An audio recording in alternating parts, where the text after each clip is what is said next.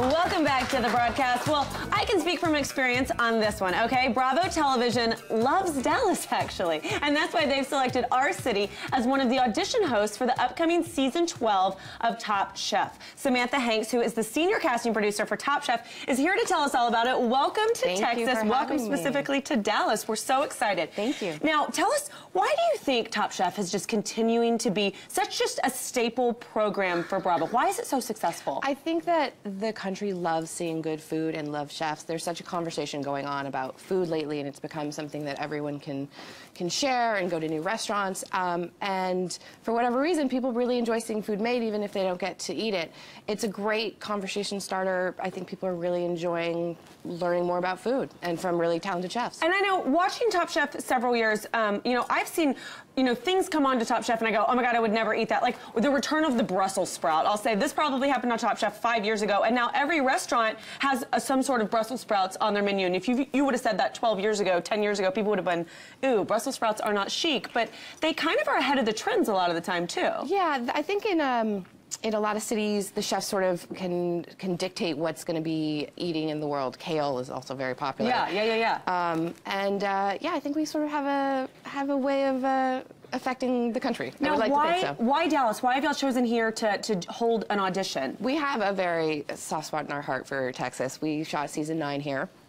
And we've been coming to do castings in Dallas, or in Texas, for a few years now. There's just amazing food. You guys are having an amazing food revolution here. The chefs are incredible. The food is great. And we always find really good talent here. We've had Trey Wilcox, who you know, yes. Tiffany Derry, yes. we have Casey, a bunch of really talented people come out of this city. Trey, who was on the show last week, who's a friend of the show, and we love having him here. Now, when y'all are looking for somebody who might potentially be a contestant, you know, Amy Kay, one of our hosts, she's a pretty good cook, and we brag about her cooking a lot. What are you looking for specifically in a contestant? We're looking for an incredible level of talent, someone who can really keep up. This last season we had a Michelin-starred chef on the show. It helps if you can cook in a restaurant, simply because working on the line, you have to work so quickly, right. And that's really what our show is about, thinking on your feet. We're just looking for people with great personalities who can really, really cook. Are you looking, now, I mean, no Bravo show would be complete, I can speak from experience, that a little bit of drama. So are you looking for big, over-the-top personalities that might potentially, in the right environment of stress, snap? I don't know if I would say it like that. I would definitely say any chef who also has a big personality is going to be a star in a rise. Okay. I love the politically correct way that you put that. That was great, Samantha. Okay, so if someone wants to show up for this audition, do they need to bring all the food that they're going to prepare? Do they need to bring utensils? What do they need to show up with? No food. We don't do any cooking at the open call. Just come. You can go to the website on Bravo, and you can fill out the application, bring it in. You'll meet with me and my other producer. We'll talk. We'll ask you some questions. You'll tell us about what you like to cook, how you like to cook.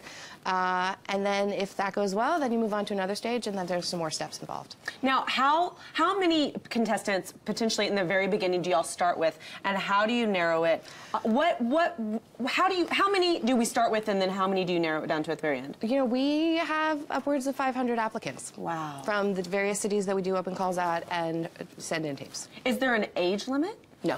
What's the oldest contestant y'all ever had? I think it's Dallas chef John Tazar. Oh yes, he was very controversial that season. Yes. Continues to be very controversial. Yes, I think that's what he's known for. And what was the youngest contestant y'all have ever had on Top Chef? Oh gosh, I think we had maybe season 4. We had a CIA graduate, so he was probably 21. Wow, yeah, just fresh out of the batch. Fresh out of it. Okay, well we show details on our screen. We'll be sure to put those on our Facebook page. It's going to be held tomorrow from 10 a.m. to 1 p.m. Tuesday, February 18th. That's going to be at the Hotel Palomar in Dallas. For details, you can go to TopChefCasting.com. Who doesn't want to be on reality TV? Come on, guys. It's a blast. Thank you for being here. Thanks for having me. We really appreciate it. Okay, guys, when we return, we are celebrating President's Day. That's going to be happening in the Sub-Zero Wolf Ventwood Kitchen with a restaurant who's actually named after our 43rd president. That's next. Stick around.